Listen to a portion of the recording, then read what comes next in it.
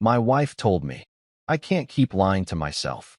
Your brother is the one I really want. I answered back, then have him. 1 year later, I was the owner of the most successful gym in the city. What my ex-wife did when she saw me happier than ever with my new wife still makes me die with laughter. You know how they say life comes at you fast? Well, apparently they forgot to mention it also comes at you while you're half-conscious on a Tuesday evening, wearing yesterday's boxers and contemplating whether microwaving leftover Chinese food counts as cooking. But hey, that's exactly where I found myself when my world decided to implode faster than a cheap umbrella in a hurricane.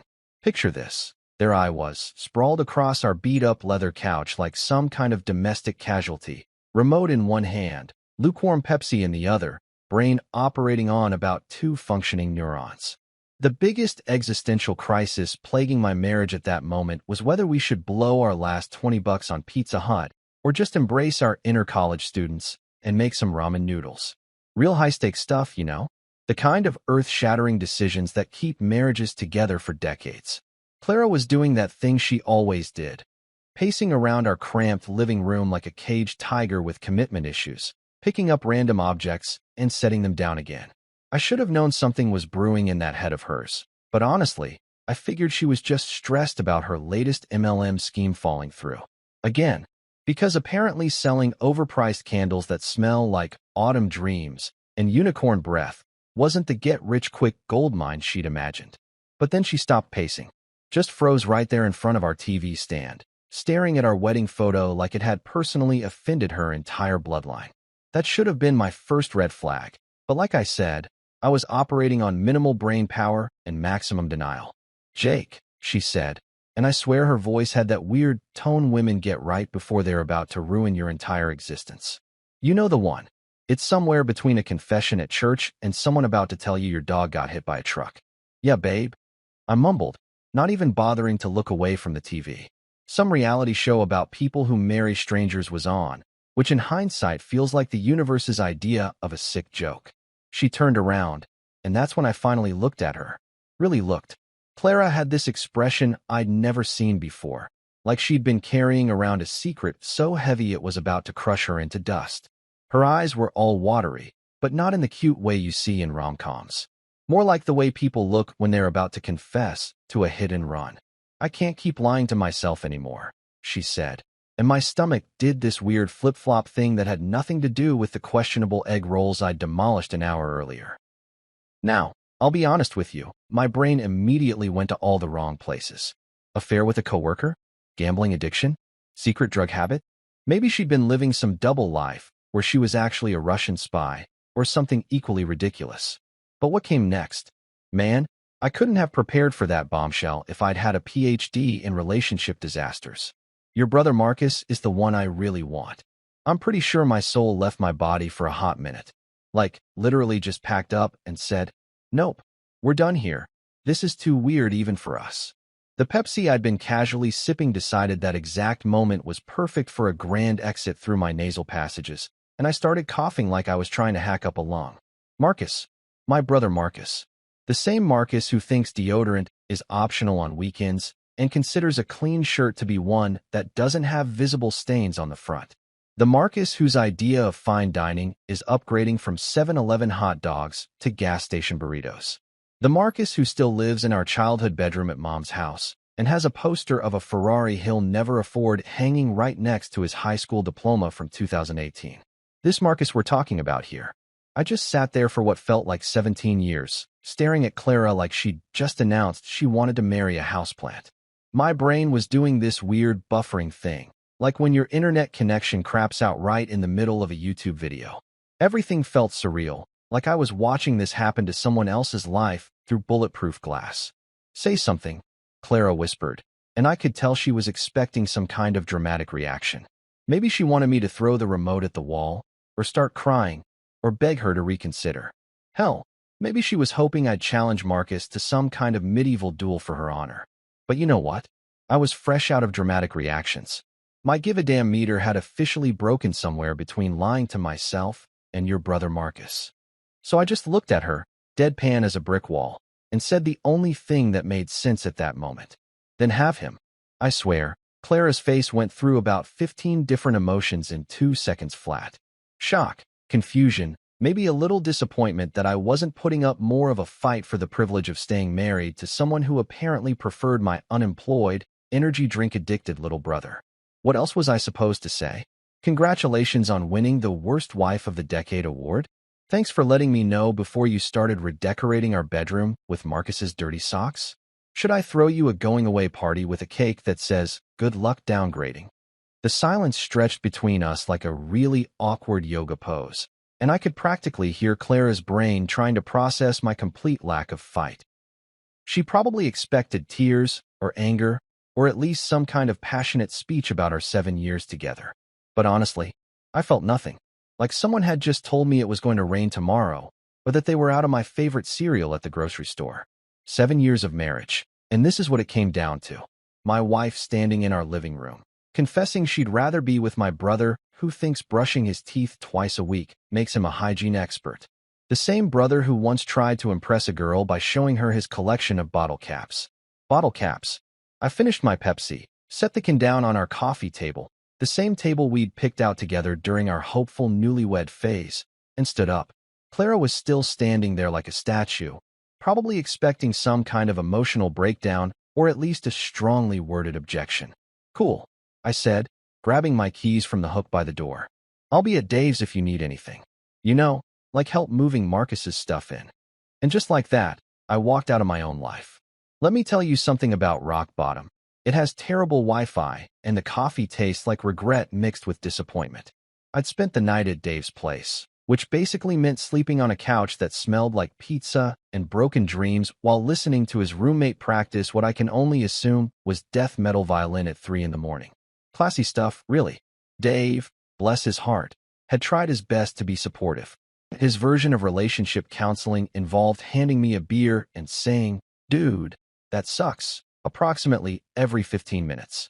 Not exactly Dr. Phil material, but honestly, it was more helpful than anything I would have gotten from an actual therapist who'd probably want to explore my feelings and process the betrayal.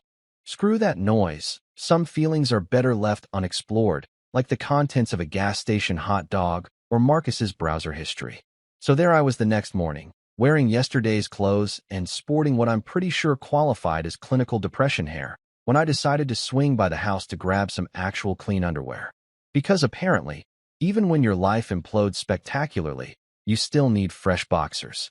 Life's funny that way. I pulled into our driveway. Well, technically it was still our driveway for another few lawyer visits, and immediately wished I'd just gone commando for the rest of my natural life. Because there, parked in my usual spot like he owned the damn place, was Marcus's beat-up Honda Civic with more duct tape than actual paint. But here's the kicker that really made my morning complete. Marcus came strolling out of my front door like he was the king of the freaking castle, wearing what I'm 90% sure was one of my old t-shirts. And get this, he had Clara's hair tie around his wrist like it was some kind of Olympic gold medal or a trophy from conquering Mount Everest. A hair tie. My wife's hair tie. Like he'd just slayed a dragon instead of, hooking up with his brother's wife in what I'm assuming was record time. The guy moved faster than a Black Friday shopper spotting a half-price TV. Marcus saw me getting out of Dave's car and had the absolute audacity to wave. Not like a sheepish, "sorry I'm destroying your marriage" wave, but like a cheerful, "hey neighbor" wave you'd give to someone whose newspaper you borrowed. The lack of shame was honestly impressive in the most disturbing way possible. "Hey Jake," he called out, jogging over with this stupid grin plastered across his face. Clara told me what happened. No hard feelings, right? No hard feelings. The guy asks if there are no hard feelings after basically moving into my house before the metaphorical bed was even cold. I stared at him, wondering if this was what having an aneurysm felt like, or if my brain had just decided to take a permanent vacation from reality. "Right?" I said, because honestly, what do you even say to that level of cluelessness? No hard feelings about you sleeping with my wife in my house while wearing my shirt. Marcus looked down at the shirt like he'd just noticed it for the first time. "Oh yeah, Clara said you wouldn't mind. It was in the laundry, and mine were all dirty." Of course they were. Marcus's laundry schedule operated on the same principle as Halley's Comet. It happened so rarely that people made special note of it when it did occur. I'd seen him wear the same pair of jeans for 2 weeks straight, because he claimed they were still good despite looking like he'd wrestled a muddy pig while eating spaghetti. I was about to respond with something that probably would have required censorship when my phone rang. The caller ID made my blood pressure spike into the stratosphere. Mom. Because apparently, the universe wasn't done playing practical jokes on my sanity. Hold that thought. I told Marcus, who was now examining Clara's hair tie like it contained the secrets of the universe. I answered the phone with all the enthusiasm of someone about to get a root canal. Jake, sweetie. Mom's voice came through the speaker with enough cheer to power a small Christmas village. I just heard the wonderful news. Wonderful news. That's what she called my marriage exploding faster than a microwave with a fork in it. I closed my eyes and prayed for patience, or maybe a meteor to end this conversation before it really got started. What wonderful news would that be, Mom? About Clara and Marcus finally being together. Isn't it just perfect? I always thought they had such chemistry at family dinners. And Marcus deserves to be happy after everything he's been through. Everything he's been through. Like what? The great PlayStation shortage of 2019? The tragic day when they discontinued his favorite flavor of energy drink? The existential crisis he had when he realized Pokemon Go wasn't going to make him rich and famous? Mom, I said, trying to keep my voice steady while Marcus waved at me from across the driveway like we were old pals catching up after summer camp. You do realize I'm the one who just got divorced here, right? Your other son? The one who's been married to Clara for 7 years. There was this pause that lasted just long enough for me to wonder if maybe Mom had finally realized how insane this whole situation was. Maybe she'd come to her senses and offer some maternal support, or at least acknowledge that this was all kinds of messed up. Oh, sweetheart, she said, and I could practically hear her patting my head through the phone. You'll find someone new. You always land on your feet. Besides, Marcus is just so hard to compete with. Hard to compete with. Marcus. The same Marcus who once got fired from Taco Bell for eating too many tacos during his shift. The Marcus who thought business casual meant wearing his cleanest pair of sweatpants. The Marcus who'd been between jobs for so long that I'm pretty sure he qualified for some kind of unemployment record. Right. I managed to croak out, watching as Clara appeared in the doorway and actually waved at Marcus like they were starring in some twisted romantic comedy. Hard to compete with. That's the spirit. You know what? You should come to Sunday dinner this week. Clara and Marcus will be there, and it'll be just like old times. Just like old times, except instead of my wife sitting next to me, she'd be canoodling with my brother while Mom passed around the mashed potatoes and acted like this was the most normal thing in the world. Because nothing says family bonding like having dinner with your ex-wife and the brother who stole her. I'll check my calendar. I lied, already planning to be anywhere else on the planet that Sunday. Maybe I'd take up extreme mountain climbing or volunteer to be a crash test dummy. Anything that didn't involve watching Marcus hold hands with my ex-wife, while Mom gushed about what a perfect couple they made. Wonderful. Oh, and Jake, make sure you bring a nice bottle of wine. Something to celebrate new beginnings. New beginnings. Like this was some kind of graduation party instead of the systematic destruction of my life as I knew it. I hung up the phone and stared at it for a solid minute, wondering if this was what having a complete mental breakdown felt like, or if I'd just stumbled into some alternate dimension where everything made backward sense. Marcus had wandered back toward the house, probably to continue his victory lap around my former life. I could see Clara through the window, moving around what used to be our kitchen, making coffee in what used to be our coffee maker.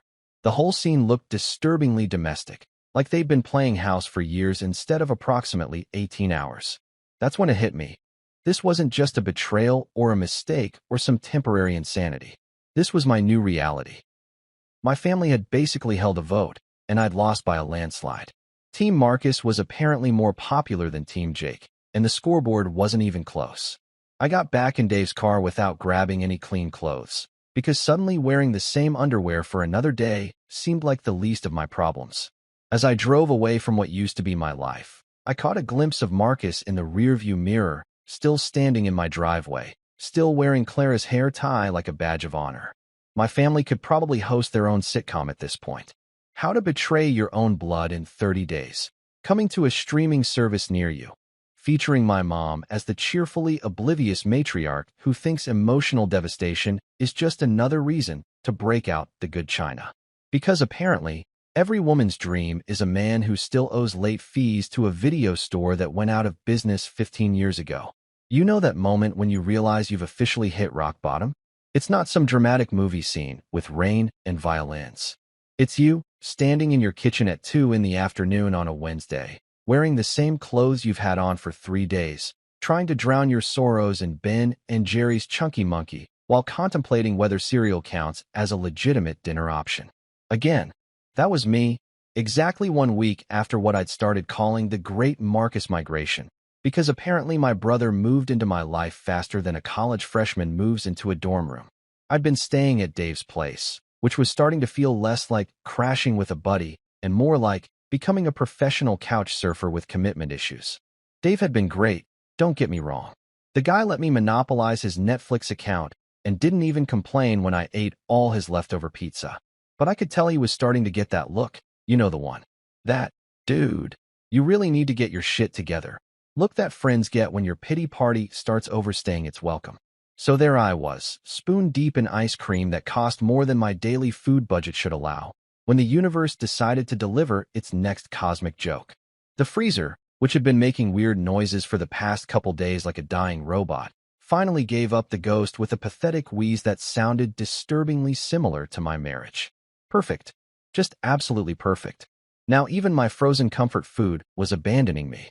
I stared at the puddle of what used to be premium ice cream and felt like it was some kind of metaphor for my entire existence. Everything good in my life was slowly melting into an expensive, sticky mess that I'd probably end up having to clean up myself. That's when desperation kicked in. You know, that special kind of desperation that makes you consider options you never would have looked at twice when your life was still relatively functional? Yeah, that's where I found myself when I decided to take a walk to clear my head and maybe find somewhere that sold cheap ice cream and cheaper beer. I was wandering around downtown like some kind of lost tourist in my own city, feeling sorry for myself and probably looking like the poster child for life choices gone wrong, when I stumbled past this rundown gym that looked like it had seen better decades. The paint was peeling, the sign was crooked, and there was a piece of paper taped to the window that looked like it had been there since the Clinton administration. Help wanted. It said in handwriting that would have made my third-grade teacher cry. No fancy font, no corporate logo, just 2 words that might as well have been a flashing neon sign saying, "Hey, unemployed sad sack, your destiny awaits inside this building that probably violates several health codes." Now, I should mention that my relationship with physical fitness up to this point had been what you might generously call casual. As in, I occasionally walked upstairs instead of taking the elevator, and sometimes I parked a little farther away from the grocery store entrance. Revolutionary stuff, really. The idea of actually working in a gym seemed about as realistic as me suddenly developing the ability to fly or understand why people pay extra for organic vegetables. But here's the thing about rock bottom. It makes you do stupid things. Or maybe it makes you do the right things for stupid reasons. Either way, I found myself pushing open the door that probably should have had a "enter at your own risk" sign posted on it. The smell hit me first. Not the fresh, sanitized smell you get at those fancy chain gyms with their smoothie bars and towel service. This was pure, unfiltered gym smell, sweat, determination, and what I'm pretty sure was the ghost of 1,000 protein shakes. It was the kind of smell that let you know serious business happened here, the kind of place where people came to work out their problems 1 rep at a time. The equipment looked like it had survived at least 2 wars and maybe a natural disaster, but everything was clean and functional in that, if it ain't broke, don't fix it kind of way. There were free weights that probably weighed more than my car, machines that looked like they could double as medieval torture devices, and mirrors that had seen more personal transformations than a reality TV show. And then I saw her. Myrtle was behind the front desk. And let me tell you, this woman was built like she could bench press a pickup truck and still have energy left over to deadlift the trailer. She had to be pushing 60, but she looked like she could arm wrestle a grizzly bear and win. Her gray hair was pulled back in a no-nonsense ponytail, and she was wearing a tank top that showed off arms that would make professional bodybuilders weep with envy. She looked up from whatever she was reading, probably a nutrition magazine or the manual for dismantling a small building with your bare hands, and gave me the kind of once-over that made me feel like I was being evaluated for military service. "You hear about the job?" she asked, her voice carrying the kind of authority that made you stand up straighter without even thinking about it. Yeah, I said, suddenly very aware that I probably looked like I'd been living in a dumpster behind a Wendy's. I saw the sign in the window. Myrtle set down her magazine and really looked at me. Not the polite, surface-level look you get from most people, but the kind of look that sees right through all your bullshit and takes inventory of what's actually left underneath. It was uncomfortable and oddly comforting at the same time. "What's your name, kid?" she asked, even though I was pretty sure I hadn't been a kid for at least a decade. "Jake," I said. "Jake Morrison." "Well, Jake Morrison, you look like a man who's lost everything but still has a working spine. Am I right?" The question caught me completely off guard. Most job interviews start with questions about your experience or your references or your 5-year plan. Nobody had ever summed up my entire life situation with that kind of brutal accuracy before. "Yeah," I said, because what else do you say when someone nails your entire existence in one sentence? "That's actually pretty accurate." Myrtle nodded like she'd expected that answer. "Good. Honest. I like that. You ever work in a gym before?" "No, ma'am." "You ever work out regularly?" "Define regularly." That got me a smile. Not a big one, but enough to let me know I hadn't completely failed the interview yet. "Fair enough. You willing to learn?" At this point, I'm willing to learn pretty much anything that doesn't involve my ex-wife or my brother. The smile got a little bigger. "Divorce? Worse. She left me for my brother." Ouch. Myrtle leaned back in her chair, which creaked in protest. "That's rough, kid. But you know what? Pain's just weakness leaving the body. And from where I'm sitting, you've got plenty of weakness that needs evicting." I should have been offended. A week ago, I probably would have been. But standing there in that gym, surrounded by the evidence of other people's transformations, something about Myrtle's brutal honesty felt like exactly what I needed to hear. "So what does the job involve?" I asked. "Cleaning mostly. Opening and closing. Helping members when they need it. Learning how everything works. Pay's not great, but it's honest work, and I'll teach you everything you need to know about fitness if you stick around long enough." "When can I start?" "You can start right now if you want. Grab that mop over there and show me you're not afraid of a little elbow grease." And just like that, I was employed again. Not glamorous, not high-paying, but it was something. More importantly, it was mine. Clara couldn't take it, Marcus couldn't ruin it, and my family couldn't guilt me about it. For the first time in weeks, I actually laughed. Not a bitter, sarcastic laugh, but a real one.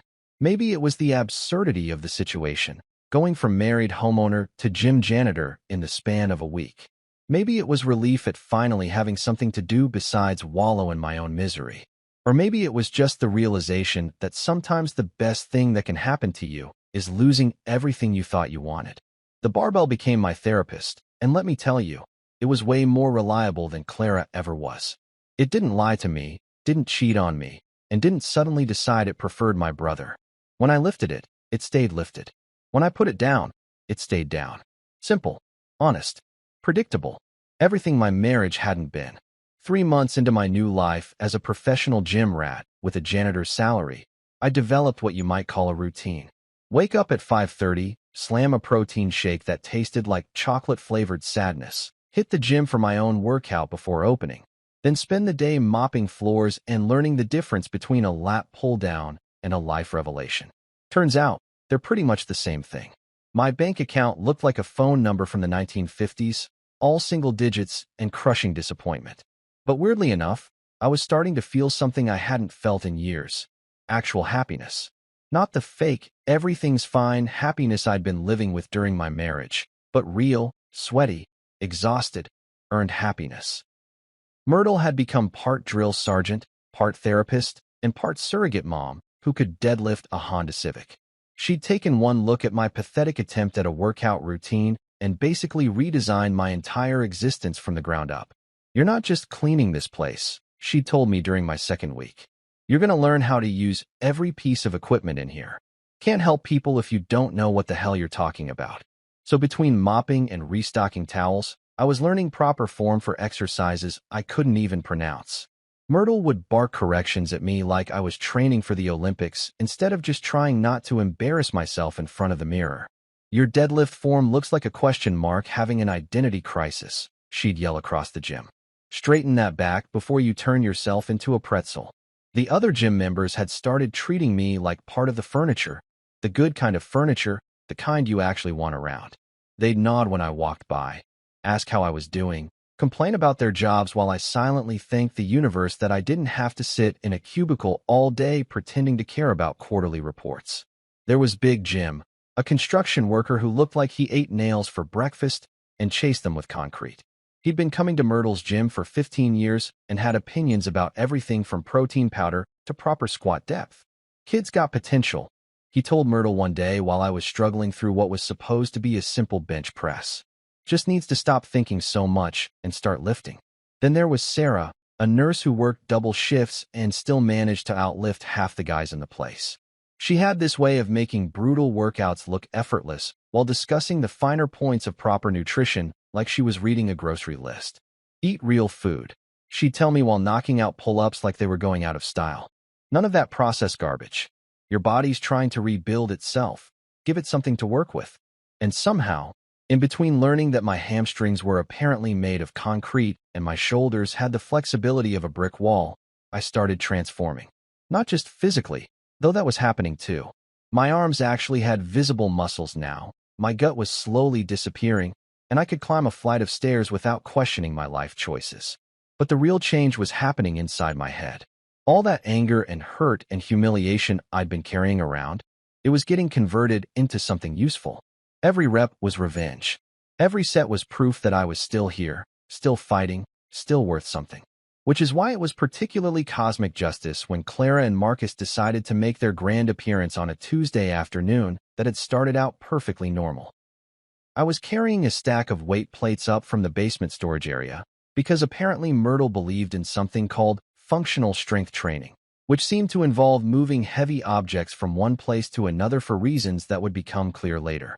My shirt was soaked through with sweat, my hair looked like I'd stuck my finger in an electrical socket, and I probably smelled like the inside of a gym bag that had been left in a hot car for 3 days. In other words, I looked exactly like what I was. A guy who'd been working his ass off for 3 months straight. That's when I heard Clara's voice echoing through the gym entrance. That particular tone she used when she was trying to sound impressed, but mostly just sounded condescending. "Oh my God, is that Jake?" I turned around, still holding about 200 pounds of metal plates, and there they were. Clara and Marcus, standing in the doorway like they'd just wandered into a zoo and spotted something unexpectedly entertaining. Clara was wearing one of those expensive workout outfits that cost more than my weekly paycheck. The kind that screams, "I go to yoga twice a month and consider that a fitness lifestyle." Marcus was in basketball shorts and a tank top that had definitely seen better decades, looking around the gym like he was trying to figure out what all the equipment was for. "Hey bro," Marcus called out, waving like we were old friends who hadn't seen each other in years instead of, brothers whose last interaction involved him stealing my wife and my parking spot. Clara was staring at me with this expression I couldn't quite read. Not quite shock, not quite disgust, but something in that neighborhood. Like she was trying to reconcile the guy she'd left with the guy standing in front of her, and her brain was having trouble processing the data.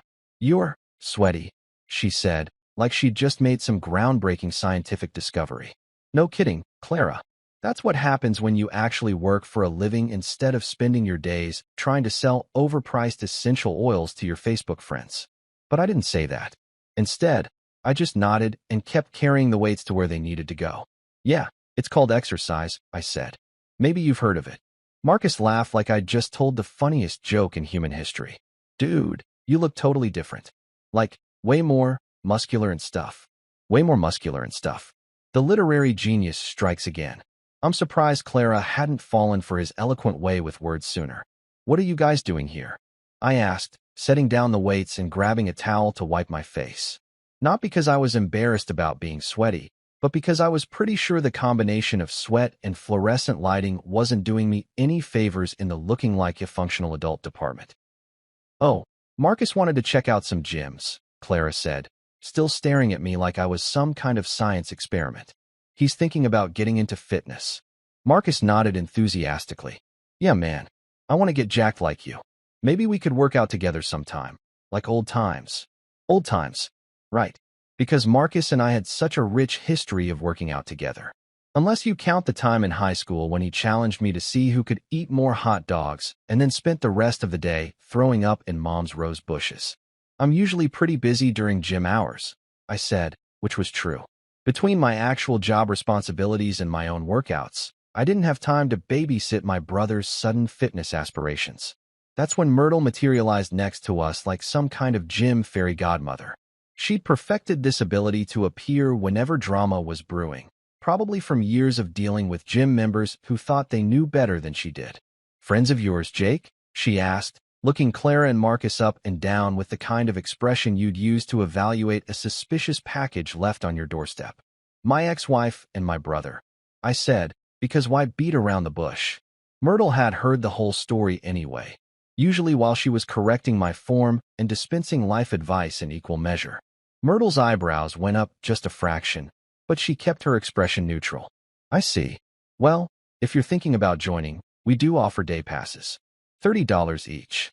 $30 for a day pass to a gym that probably hadn't updated its equipment since the Bush administration, the first one." I watched Marcus's face go through several calculations as he tried to figure out if his fitness goals were worth more than his weekly energy drink budget. "That's kind of expensive," Marcus said, looking around like he was hoping to find a "just kidding" sign somewhere. "Quality costs money," Myrtle replied with a shrug. "But if you're serious about fitness, it's worth the investment.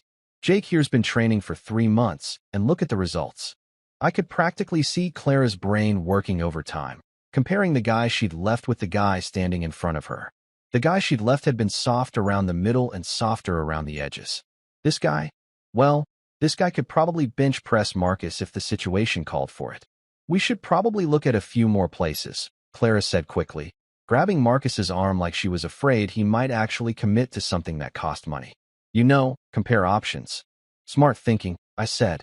"You don't want to rush into anything important. That would be totally out of character." The sarcasm hit its target right on schedule. Clara's cheeks went pink, and Marcus looked confused, which wasn't exactly a rare occurrence, but still felt satisfying. They left after another few minutes of awkward small talk, with Marcus promising to definitely come back soon, and Clara avoiding eye contact like I was some kind of solar eclipse that would damage her retinas. After they were gone, Myrtle looked at me with something that might have been pride. "Well," she said, "that was interesting. That's one word for it. You handled that well. Didn't let them get under your skin."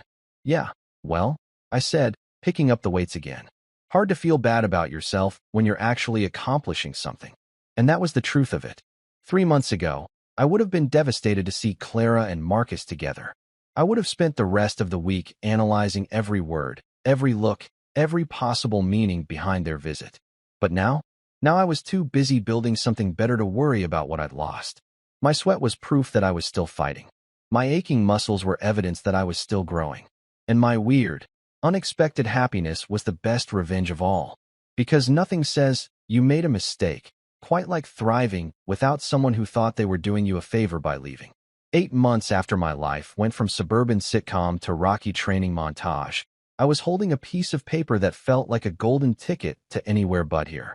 My personal trainer certification, all official and laminated and everything, like a driver's license for helping people lift heavy things without dying. Myrtle had been pushing me toward this for months, probably since she realized I could explain the difference between a squat and a lunge without using hand gestures that looked like I was having a seizure. She'd paid for the course herself, which should have been my first clue that she saw something in me that I was still figuring out.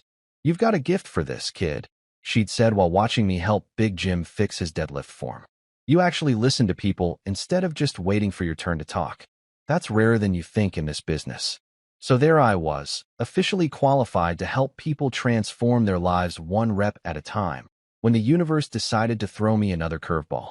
This time, though, it was the good kind, the kind that doesn't involve your family members stealing your spouse. Her name was Mary Ann, and she walked into the gym like she owned the place, which she probably could have if she'd wanted to. Everything about her screamed money, from her designer workout clothes that cost more than my monthly rent to the way she carried herself like someone who'd never had to check her bank balance before buying groceries. She was maybe 45, with that perfectly maintained look that comes from having both the time and the budget for professional self-care. Her hair was styled like she'd just stepped out of a salon, and her makeup was flawless despite the fact that she was supposedly here to sweat. "I need a trainer," she announced to Myrtle, like she was placing an order at a restaurant. "Someone who actually knows what they're doing. I've had 3 trainers this year, and they were all idiots." Myrtle looked her up and down with that expression she reserved for people who thought money could buy them instant results. "What makes you think we've got what you're looking for?" "Because this place looks like people actually work here," Marianne said, gesturing around at our decidedly unglamorous gym. "Those fancy places downtown are all show and no substance. I want results, not Instagram opportunities." That's when Myrtle pointed at me. "Jake's our newest certified trainer. He'll take good care of you." I nearly choked on my protein shake. My first official client, and she looked like she could buy and sell me without breaking a sweat. No pressure or anything. "You look like the before and after ad in one person," Marianne said, looking me up and down like I was a car she was considering buying. "What's your story?" So I told her. Not the whole sob story. Nobody wants to hear their trainer whine about their personal drama, but the abbreviated version. Divorce, rock bottom, gym, transformation, new career. The classic American reinvention story, complete with actual biceps as evidence. "Perfect," she said, like my life falling apart was exactly what she'd been hoping to hear. "I love a comeback story. When do we start?" That's how I found myself training someone who probably spent more on lunch than I made in a week. But here's the thing about Marianne, she worked her ass off. No complaints, no excuses, no asking if we could skip the hard parts because they were inconvenient. She showed up 3 times a week, did exactly what I told her to do, and never once acted like the fact that she could probably buy the gym made her special. Well, not during workouts anyway. It was after our 3rd session that she dropped the bomb that would change everything. "You know," she said while we were stretching, "you should have your own place. You're wasting your talent working for someone else." "You know," she said while we were stretching, "you should have your own place. You're wasting your talent working for someone else." I laughed. "Right? Because I've got the startup capital for a gym just lying around next to my collection of sports cars and my vacation home." "I'm serious," she said, sitting up and giving me that look rich people get when they're about to solve all your problems whether you ask them to or not. "My husband's in real estate development. We know investors who are always looking for good opportunities. Marianne, I appreciate the thought, but I'm barely making rent working here. I'm not exactly prime investment material." "You're exactly prime investment material," she said, pulling out her phone. "You're young, you're dedicated, you've got a personal transformation story that sells itself, and you actually know what you're doing. Plus, you're not some meathead who thinks bigger muscles automatically equal better trainer." She showed me her phone screen, before and after photos of herself from 2 months of training. The difference was dramatic enough that I barely recognized her as the same person. "I'm a realtor's wife," she said with a grin that could have sold a house in a hurricane. "I know value when I see it. And honey, you're undervalued right now." 3 weeks later, I found myself sitting in a coffee shop that probably cost more per square foot than most people's apartments, across from a guy named Richard who looked like he'd stepped out of a Wall Street movie.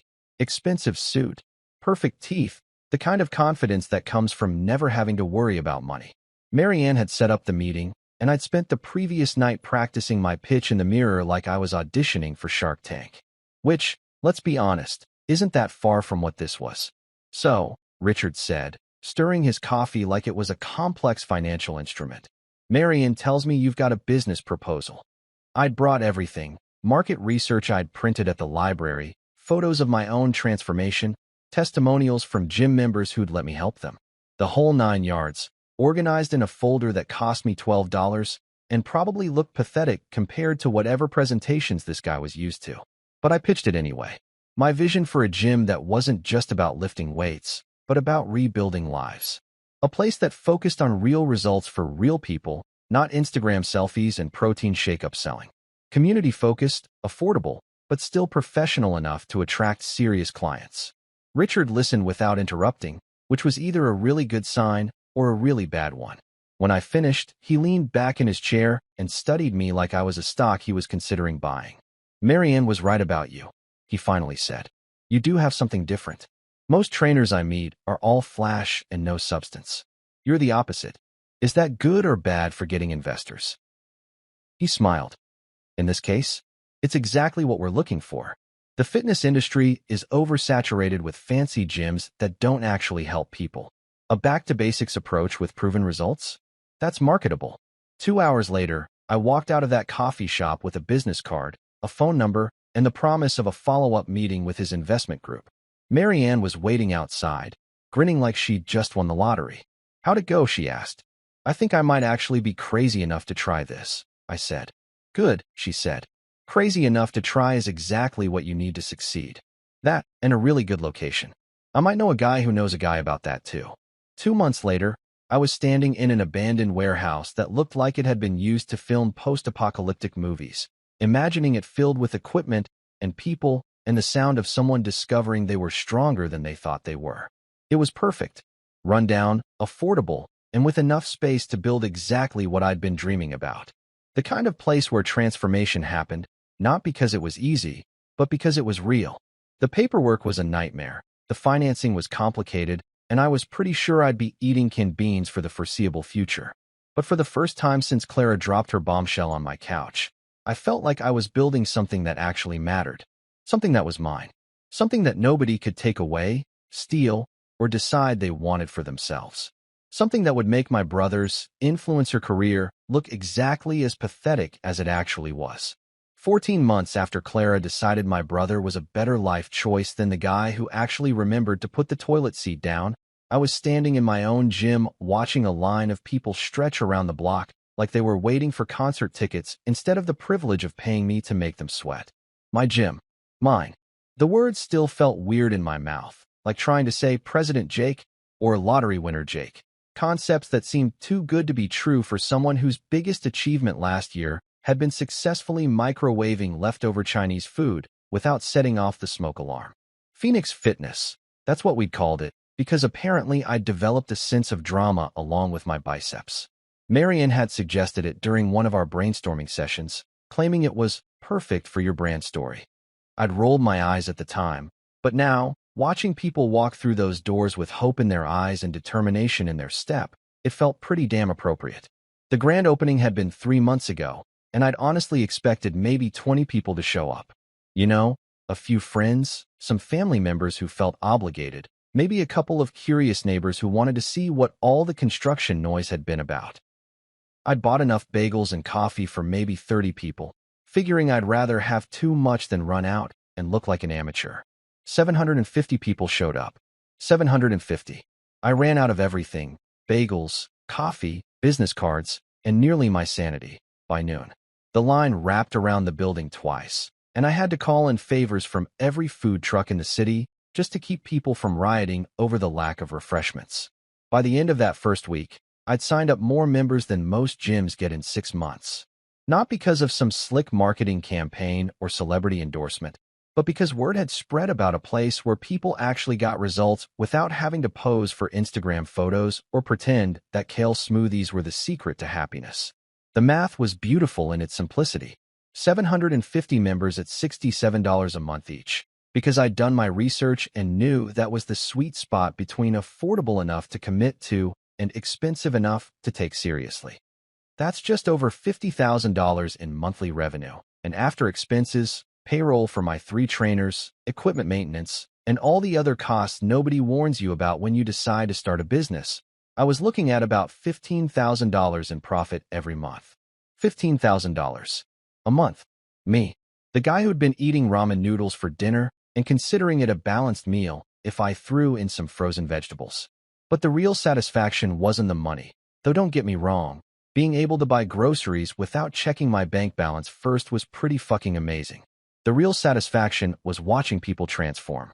Not just physically, though that happened too, but mentally, emotionally, spiritually, if you believe in that sort of thing. There was Jennifer, a divorced mom of 3 who'd started coming to the gym because her doctor told her she was pre-diabetic. 6 months later, she was off her medication and training for her first 5K. She cried the day she ran a mile without stopping, and honestly, so did I. There was Mike, a construction worker who'd thrown out his back and thought his career was over at 45. Now he was deadlifting twice his body weight and teaching proper lifting form to the younger guys on his crew. And there was Susan, a 68-year-old retired teacher who joined because she was tired of feeling weak and invisible. She could now do pull-ups, actual pull-ups, and had started a walking group for seniors in her neighborhood. She called me her fitness fairy godmother, which was both hilarious and oddly touching.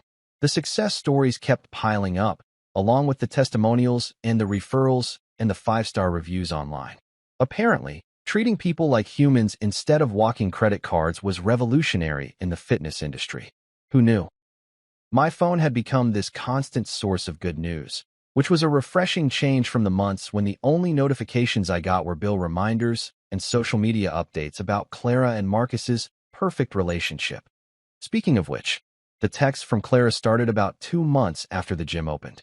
At first, they were innocent enough, little messages that could be interpreted as genuine concern or casual curiosity, depending on how generous you wanted to be with your assumptions. Hey, heard about your gym. That's so great. Hope you're doing well. Smiling face with smiling eyes. Then they got more frequent and more transparent. Saw your gym featured in the local paper. You look really good in the photo. Marcus mentioned you're doing really well. So proud of you. Been thinking about getting back into fitness. Maybe I could check out your place sometime. And my personal favorite. Hope you're not working too hard. Remember to take care of yourself. Would love to catch up sometime. Right.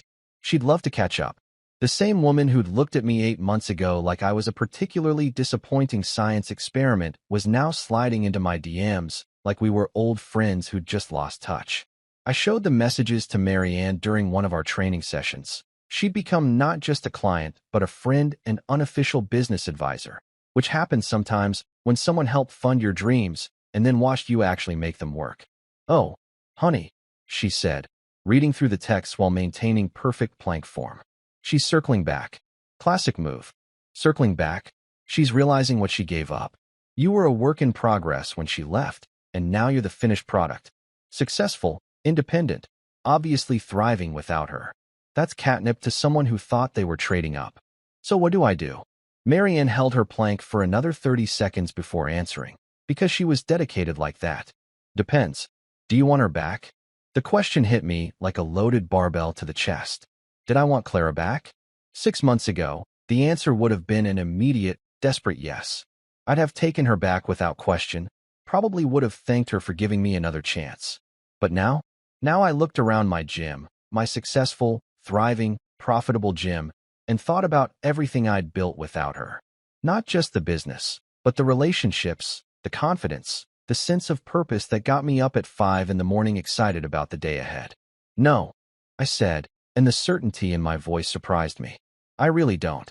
Good answer, Marianne said, moving into her next exercise. Because that woman left you when you were down, and now she wants back in when you're up. That's not love, that's opportunism. She was right, of course. Clara hadn't fallen back in love with me. She'd fallen in love with the idea of being associated with my success. She wanted to be the supportive wife who'd always believed in me, not the woman who'd abandoned me for my unemployed brother the second things got difficult. Meanwhile, Marcus's influencer career was going about as well as you'd expect. His Instagram account had maybe 300 followers, most of whom were probably bots, and his YouTube channel where he reviewed energy drinks had a subscriber count that was more depressing than inspiring.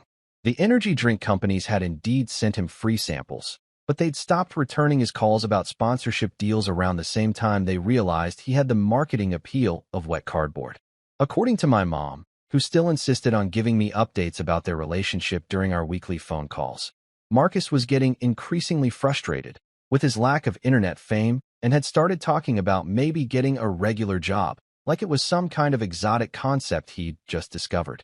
Clara, meanwhile, had tried to launch her own lifestyle brand called Authentic Living with Clara, because apparently leaving your husband for his brother was the kind of authenticity the world needed more of.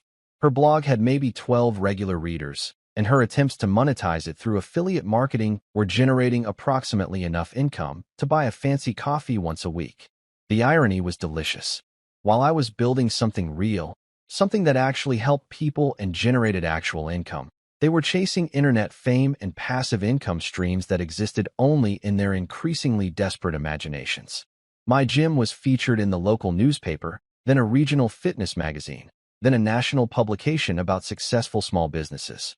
I did interviews where reporters asked about my inspiring transformation story and my innovative approach to community-based fitness. Each article generated more members, more revenue, more success. And with each success, Clara's texts became more frequent and more obvious in their intent. Saw the article in Fitness Today? You're basically famous now. So impressive how far you've come. Smiling face with hard eyes. I'd stopped responding to them weeks ago, but she kept sending them anyway, like maybe if she used enough exclamation points and hard eyes emojis, I'd forget that she'd left me for a guy whose biggest ambition was getting verified on TikTok. The truth was, I was too busy succeeding to waste time being bitter. Too busy building something meaningful to get distracted by someone who'd only noticed my value after other people started talking about it.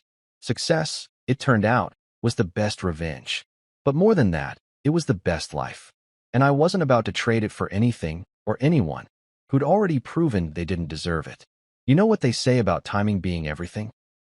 Well, whoever they are clearly had a sense of humor when they scheduled Clara and Marcus's one-year anniversary party for the exact same weekend I'd planned to propose to Layla. Because apparently, the universe wasn't done screwing with my life. It just wanted to make sure I was winning this time. Layla, God, where do I even start with her? She'd walked into my gym 6 months ago like she owned the place, which she basically did the moment I saw her. Tall, smart, funny in that sharp way that keeps you on your toes, and gorgeous in a way that made me forget how to use basic gym equipment. She was a marketing consultant who'd heard about Phoenix Fitness through word of mouth and wanted to see what all the fuss was about. "So you're the famous Jake," she'd said during our first conversation, and I swear her smile could have powered the entire gym for a week. "I've heard you work miracles. Just good old-fashioned hard work," I told her, trying not to stare like some kind of creep. "No miracles required." "We'll see about that," she'd said with a laugh that made me want to invent new exercises just to keep her around longer. 6 months later, she wasn't just a client. She was the woman I wanted to spend the rest of my life with. Smart enough to run circles around me intellectually, strong enough to keep up with me physically, and confident enough to call me out on my bullshit when I needed it. Everything Clara had never been, wrapped up in a package that made me want to be better every single day. The ring had been burning a hole in my pocket for 2 weeks. I'd planned this whole elaborate proposal at her favorite restaurant, complete with the cheesy speech I'd been practicing in my truck during lunch breaks. But then Mom called with her guilt trip special.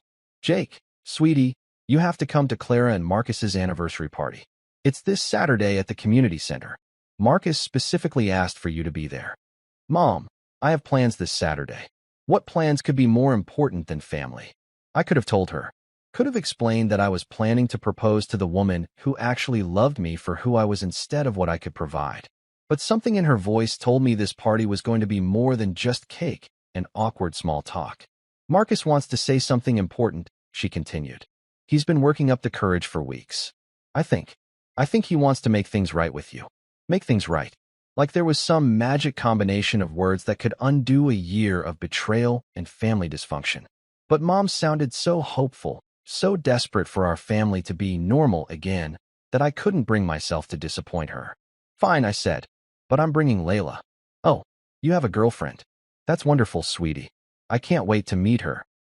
So that's how I ended up explaining to my fiancé-to-be that instead of a romantic dinner and life-changing proposal, we were going to attend my ex-wife's anniversary party to the man she'd left me for. You know, just your typical Saturday night entertainment. This is either going to be the most awkward evening of my life, or the most entertaining, Layla said when I told her. Either way, I'm in. But I'm wearing my best dress just in case this turns into a spectacle. She wasn't wrong about the spectacle part. The community center looked like someone had raided a dollar store's entire wedding section. White streamers, plastic flowers, and enough heart-shaped decorations to make a Valentine's Day display jealous. There were maybe 30 people scattered around folding tables, most of them looking like they'd rather be literally anywhere else. Clara was holding court near the punch bowl, wearing a dress that probably cost more than most people's car payments.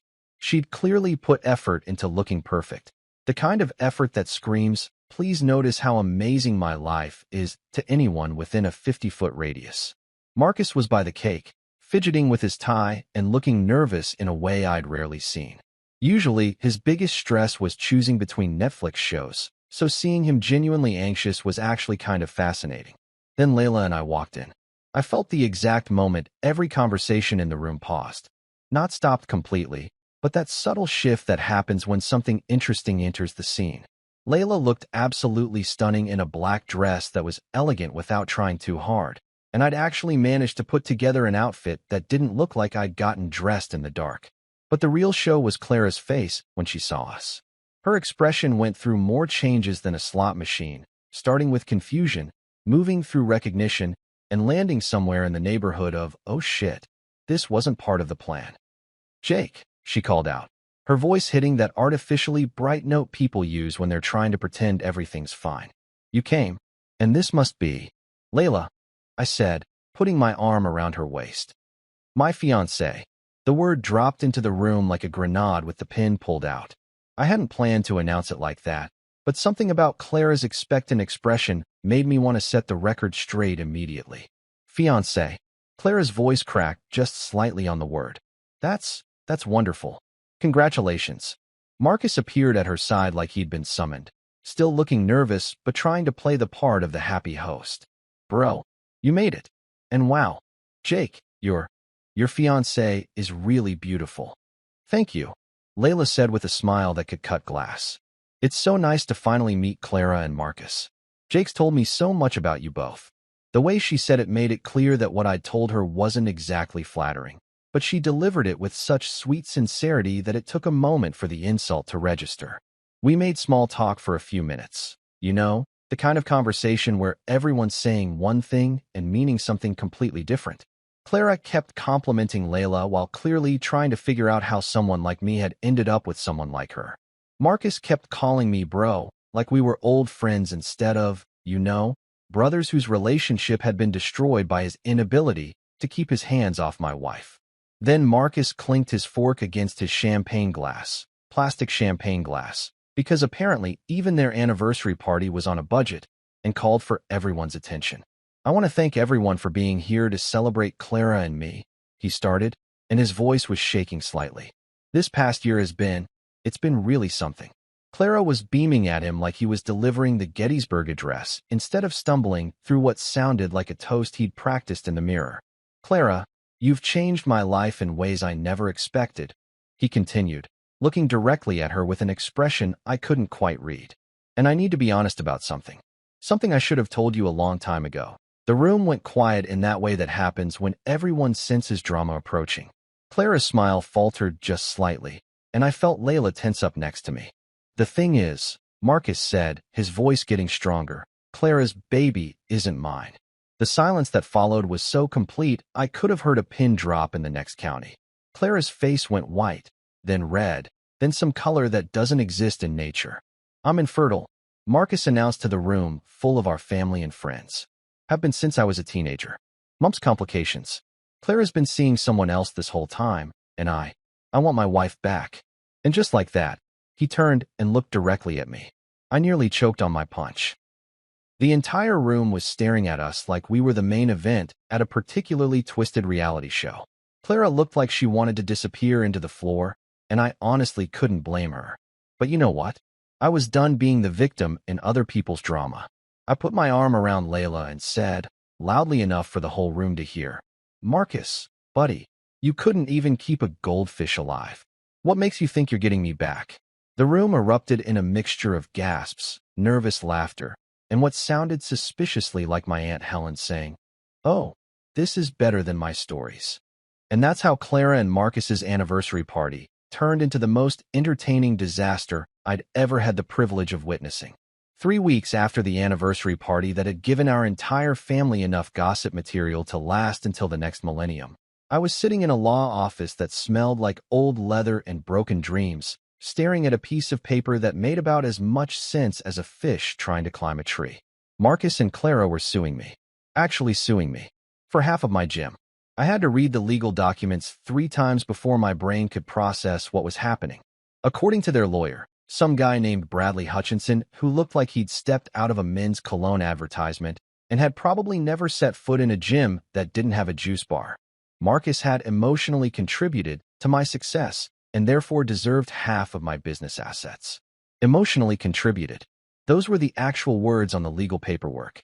Like Marcus had been my personal therapist and life coach instead of the guy who stole my wife and then lived in my house for free while I rebuilt my entire existence from scratch.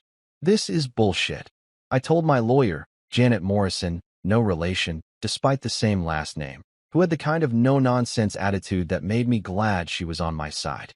Janet was in her 50s, had been handling divorce and business law for 20 years, and looked like she could chew up Bradley Hutchinson and spit out his law degree.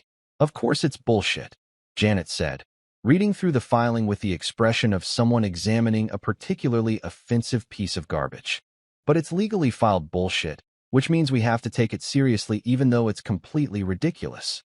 The basis of their claim was that Marcus, as my brother, had provided emotional support and encouragement during my transformation, and that his relationship with Clara had been the catalyst for my personal growth and subsequent business success. Therefore, they argued, he was entitled to compensation for his inadvertent contribution to my financial prosperity. I laughed so hard when Janet read that part aloud that the paralegal in the next office came to check if I was having some kind of medical emergency. Let me get this straight, I said, wiping tears from my eyes. They're claiming that Marcus sleeping with my wife was actually a favor he did for me, like some kind of twisted life coaching. That appears to be their legal strategy, yes, Janet said with the kind of deadpan delivery that made me understand why she had a 90% win rate. They're also claiming that since the gym was built during your marriage to Clara, she's entitled to half as marital property. We were already separated when I started the gym. She'd moved out. She was living with Marcus. I know, and that's going to be key to our defense. But we need to be prepared for this to get ugly. When people are desperate for money, they'll try anything. She wasn't kidding about the desperate part. According to my mom, who was somehow still getting updates from Clara despite the fact that the entire family had basically disowned both of them after the anniversary party disaster, Clara's Authentic Living blog had completely tanked after word got out about her mystery baby daddy. Turns out, people weren't interested in lifestyle advice from someone whose idea of authentic living included cheating on her husband and lying about paternity. Marcus, meanwhile, had finally gotten that regular job he'd been contemplating. He was working part-time at a GameStop, which would have been hilarious if it wasn't so pathetic. A 26-year-old man whose biggest responsibility was explaining the difference between PlayStation and Xbox to confused parents, trying to claim half ownership of a successful business. The first mediation session was scheduled for a Tuesday morning at 9 a.m., which meant I had to close the gym early and leave my trainers to handle the morning rush. Walking into that conference room felt like entering some kind of alternate reality where nothing made sense and everyone was speaking a language I didn't understand. Bradley Hutchinson was there in his expensive suit, looking like he believed his own bullshit. Clara was wearing what I'm pretty sure was the same dress she'd worn to our divorce proceedings, probably hoping to evoke some kind of nostalgic sympathy. Marcus was in khakis and a button-down shirt that still had the fold marks from the package, looking like someone had dressed him for his first day of middle school. "Gentlemen, ladies," Bradley began, spreading papers across the conference table like he was dealing cards in the world's most boring poker game. "We're here to discuss a fair resolution to what I believe is a straightforward case of unjust enrichment." Janet leaned back in her chair and smiled the way a shark smiles at a particularly slow seal. "Unjust enrichment? That's interesting. Can you explain to me exactly how Mr. Morrison's hard work and business acumen constitutes unjust enrichment?" "My client provided the emotional catalyst that led to Mr. Morrison's transformation and subsequent success," Bradley said, actually managing to say it with a straight face. Without Marcus's relationship with Clara, Jake would never have been motivated to change his life. I nearly spit out my coffee. "So you're saying Marcus did me a favor by sleeping with my wife?" "I'm saying that his actions, however unintentional, led directly to your current success. His actions led to me being homeless, broke, and eating ramen noodles for dinner every night. My success came from working 14-hour days and sleeping on a gym floor for 6 months." Clara finally spoke up, her voice small and defensive. "Jake, you have to admit that you're a completely different person now. You never would have built that gym if things hadn't happened the way they did." "You're right," I said. "I'm a completely different person. I'm stronger, more confident, and financially successful. Know what else I am? Single, which means none of this is any of your business anymore." That's when Janet opened her briefcase and pulled out what looked like half the Library of Congress in document form. "Since we're talking about causation and contribution," she said, spreading papers across the table with the efficiency of someone who'd done this dance 1,000 times, "let's review the actual timeline of events." She started with my inheritance from my grandfather, the $5,000 that had paid for my initial gym membership and personal training course. Then she moved to the business loan applications, all in my name, with my credit history and my projected income as collateral. Every dollar invested in Phoenix Fitness came from Mr. Morrison's personal funds, personal loans, or post-separation income. Janet continued, her voice getting sharper with each document she presented. The business was conceived, planned, and executed entirely after his marriage to your client had ended. Bradley looked like he was watching his billable hours evaporate in real time.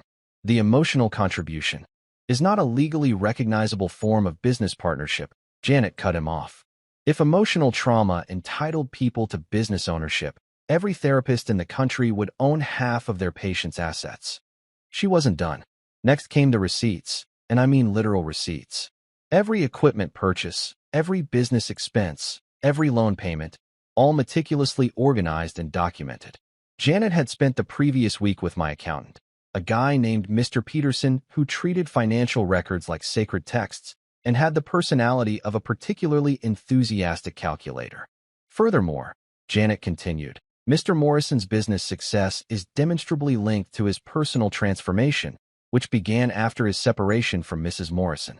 His client testimonials, business reviews, and media coverage all center around his credibility as someone who rebuilt his life through fitness.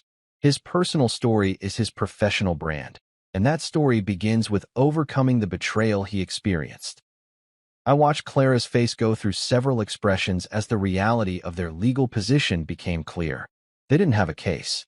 They had desperation disguised as legal strategy, held together with wishful thinking, and a lawyer who was probably charging them more than Marcus made in 6 months at GameStop. "Let's be clear about what we're actually discussing here," Janet said, leaning forward like she was about to deliver the killing blow. "Your clients are claiming ownership of a business they had no part in creating, funding, or operating, based on the theory that betraying someone entitles you to profit from their recovery. Does that sound reasonable to anyone in this room?"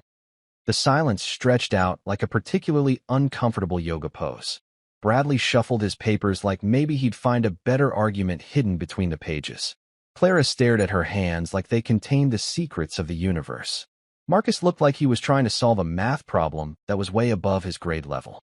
Finally, Bradley cleared his throat.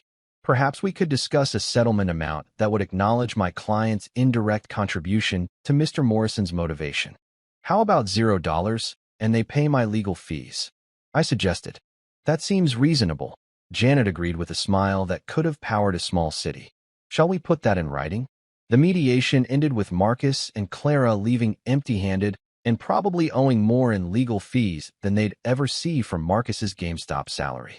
Bradley Hutchinson looked like someone had just explained that his expensive law degree was actually printed on toilet paper. As we walked out of the conference room, Janet turned to me with the kind of satisfaction that comes from a job well done. "Well," she said, "that was easier than I expected. Most frivolous lawsuits at least pretend to have some basis in reality. So it's over? Unless they want to appeal, which would cost them more money they don't have for a case they can't win. I'd say you're in the clear." 2 weeks later, I got a text from Marcus. Just one line. "Sorry, bro, didn't mean for things to get so crazy." I stared at it for about 30 seconds, then deleted it without responding.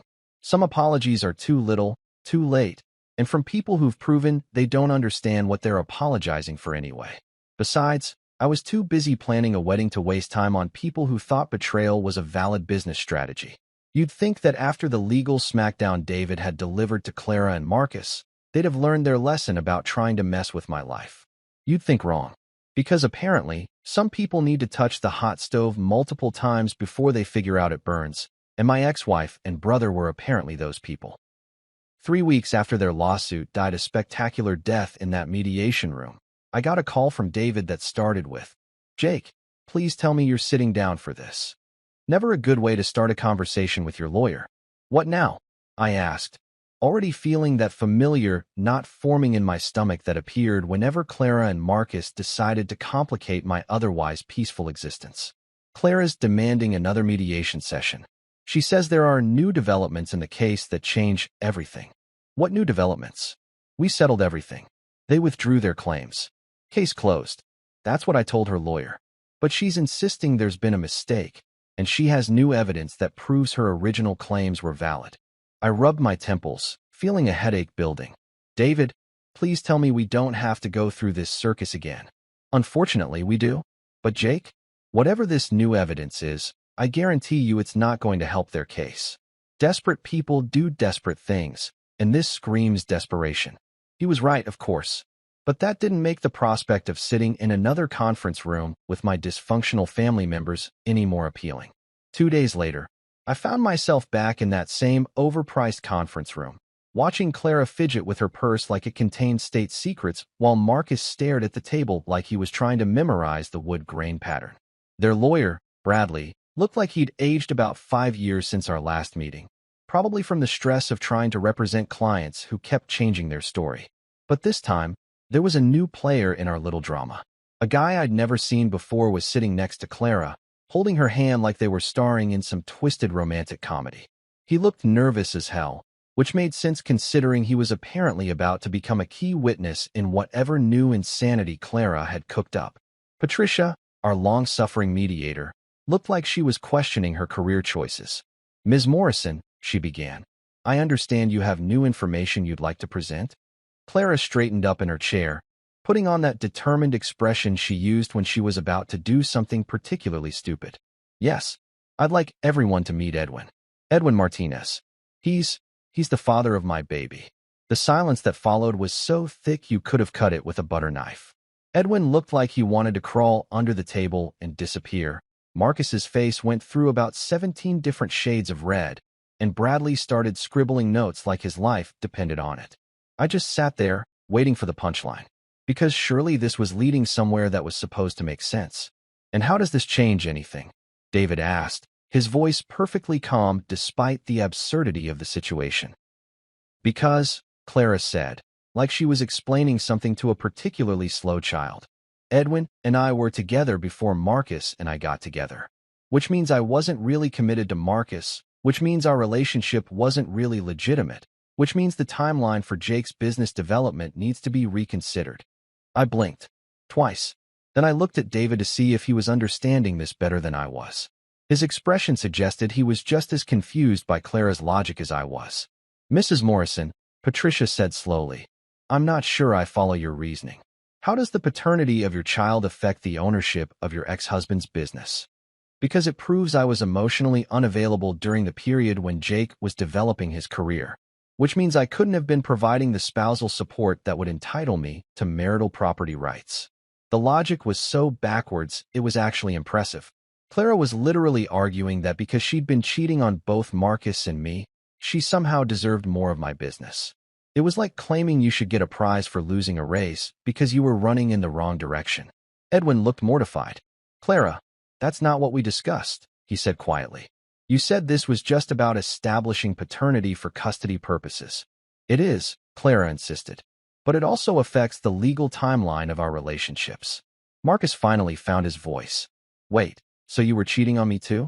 While we were cheating on Jake. The room was starting to feel like a soap opera writers' meeting where everyone had been drinking. I could practically see the plot threads tangling together into an incomprehensible mess of betrayal and bad decisions. Mr. Martinez, David said, addressing Edwin directly.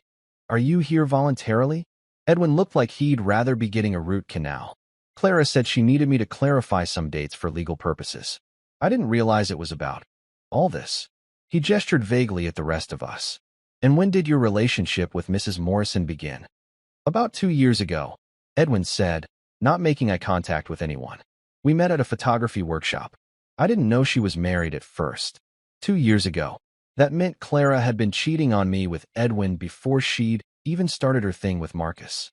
She hadn't just left me for my brother, she'd been running a whole relationship side hustle that made her love life more complicated than a federal tax code. So let me understand this correctly.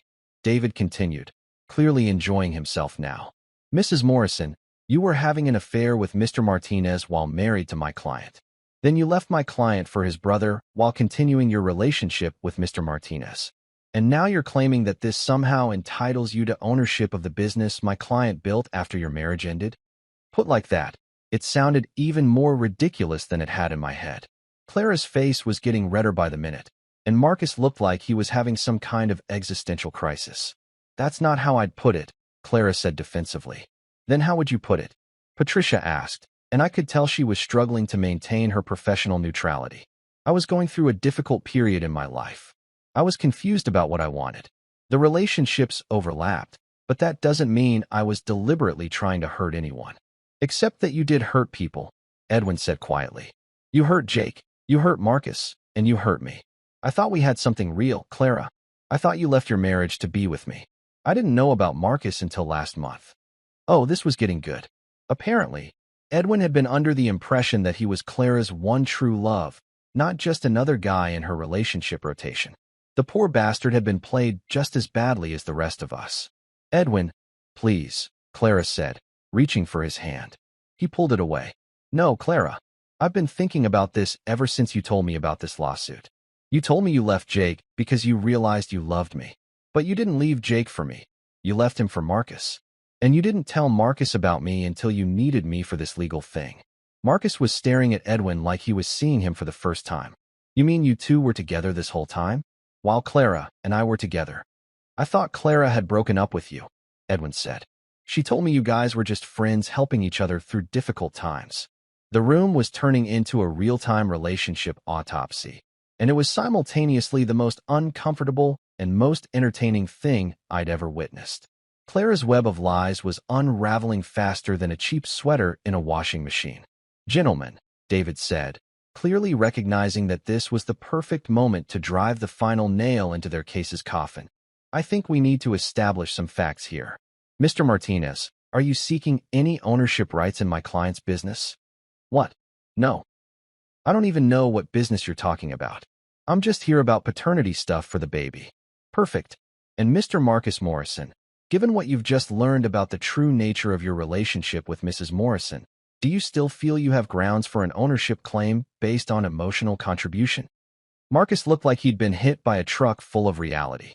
I know. I mean, if Clara was with Edwin the whole time, then what were we even doing? Good question, I muttered, and earned a sharp look from Patricia. Mrs. Morrison, David continued, given that you've now admitted to multiple simultaneous relationships during the period in question, and given that your current claim contradicts the timeline you originally presented, would you like to reconsider your position? Clara was starting to look like a cornered animal. This is all being taken out of context. The important thing is that Jake has done very well for himself, and I think there's still a moral obligation. There's no moral obligation, Edwin interrupted, standing up suddenly. Clara, I'm done with this. I came here to do a paternity test and sign whatever papers you needed for child support. I didn't sign up to be part of some scheme to steal money from your ex-husband. He looked at me directly for the first time. Jake, I'm sorry about all this. I didn't know the whole story when Clara asked me to come here. This is messed up, and I want no part of it. And with that, Edwin walked out of the room, leaving Clara's case in even worse shape than it had been before her new evidence. The mediation wrapped up quickly after that. Clara's claims were officially withdrawn again, this time permanently. Marcus mumbled something about needing to rethink some stuff, and left looking like his entire worldview had been shattered. Clara sat in stunned silence as Bradley explained that he could no longer represent her if she tried to pursue this matter any further. Well, David said as we watched them file out of the conference room in defeat, that was more entertaining than most TV shows. Is it really over this time? I asked. Jake, after what just happened in there, if any of them ever try to bother you legally again, I'll have them sanctioned for harassment. Clara's credibility is shot. Marcus clearly has no stomach for this fight, and Edwin wants nothing to do with any of it. Walking out of that building, I felt like I was finally closing the book on the most ridiculous chapter of my life. Clara's house of cards had collapsed completely, taking Marcus's delusions of entitlement with it. Edwin, the poor bastard, was probably going to be stuck with child support payments for a kid that had been conceived during the most complicated love triangle in human history. As for me, I was going home to Layla to plan our wedding and to focus on the life I'd built from the ashes of the one Clara had burned down. Sometimes the best revenge isn't getting even. Sometimes it's just watching your enemies destroy themselves while you're busy succeeding. 6 months later, I was standing in line at the grocery store with my wife, my actual wife, not the one who'd traded me in for a broken-down model, when karma decided to deliver its final punchline. Layla and I had just gotten back from our honeymoon in Hawaii, where I'd finally learned that all-inclusive resort meant I could eat my weight in shrimp without going bankrupt.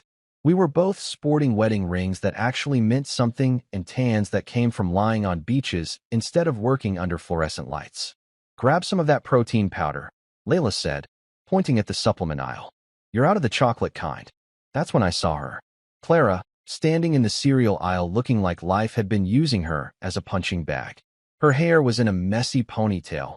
She was wearing sweatpants that had seen better decades, and she had that dead-behind-the-eyes look that comes from realizing all your choices were wrong. She saw me at the same time, and her face went through that familiar cycle of emotions: recognition, embarrassment, and what might have been regret if I was feeling generous. "Jake," she said, walking over like we were old friends instead of people who'd spent the last year in various legal battles. "You look good, really good." "Thanks," I said, putting my arm around Layla. "Clara, this is my wife, Layla. Layla, this is Clara." "Oh," Clara said, staring at our matching wedding rings like they were evidence of some cosmic injustice. "You got married. That's great." She opened her mouth like she was going to say something dramatic, probably some speech about how she'd always loved me, or how she'd made a mistake, or how we could still work things out if I just gave her another chance. But I beat her to it. "Relax, Clara," I said, steering my cart toward the checkout line. "You already downgraded once. Don't embarrass yourself twice." Layla laughed so hard we had to leave our cart in the aisle and walk out before we caused a scene. And that's how betrayal turned into barbells, and why I'll never stop laughing whenever I see Clara scrolling through Instagram, still posting motivational quotes she clearly doesn't follow.